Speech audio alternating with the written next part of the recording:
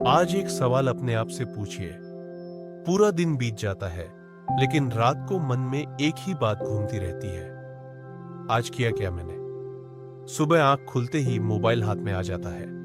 फिर Instagram, WhatsApp, YouTube, और देखते देखते 2 घंटे गायब। राहुल भी ऐसा ही था। राहुल कोई आलसी इंसान नहीं था। वो दिन भर बिजी रहता था, लेकिन बिजी होने के बावजूद उसकी जिंदगी कहीं आगे नहीं बढ़ रही थी। रात को बिस्तर पर लेटकर वो अक्सर सोचता था, मैं इतना थका हुआ क्यों हूं, जबकि मैंने कुछ खास किया ही नहीं। एक दिन उसने अपनी डायरी में लिखा, मेरे पास समय की कमी है। लेकिन सच्चाई कुछ और थी। अगले दिन उसने एक लाइन पढ़ी, और वो लाइन उसके दिल में उतर गई। तुम्हारे पास समय की कमी नहीं है, तुम्हारे पास दिशा की कमी है।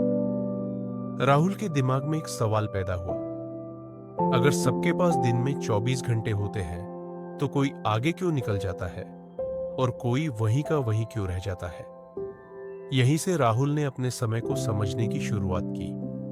उसने एक सीनियर से बात की, जो जिंदगी में काफी आगे था। राहुल ने पूछा, आप इतना सब कैसे कर लेते हैं? सीनियर मुस्कुराया और बोला, क्योंकि मैं सब कुछ नहीं करता। उसने कागज पर सिर्फ 3 काम लिखे और कहा, ये 3 काम मेरी जिंदगी बदलते हैं, बाकी सब सिर्फ टाइम पास है। उस दिन राहुल ने पहली बार समझा, हर काम जरूरी नहीं होता। कुछ दिन बाद राहुल ने एक एक्सपेरिमेंट किया। उसने एक दिन का पूरा हिसाब लिखा।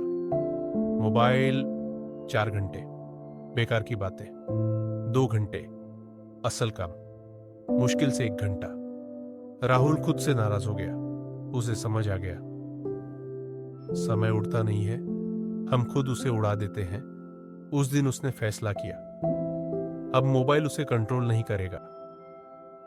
नोटिफिकेशंस बंद, सोशल मीडिया का समय फिक्स, और बिना जरूरत हर चीज के लिए हाँ कहना बंद। धीरे धीरे समय वापस लौटने लगा। फिर एक दिन उसने एक और नियम अपनाया, एक समय में सिर्फ एक काम, फोन साइलेंट, दरवाजा बंद, और 25 मिनट का टाइमर।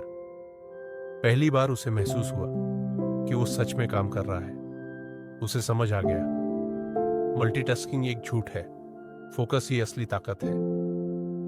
अब राहुल हर रात सोने से पहले सिर्फ 10 मिनट देता अगले दिन की प्लानिंग को।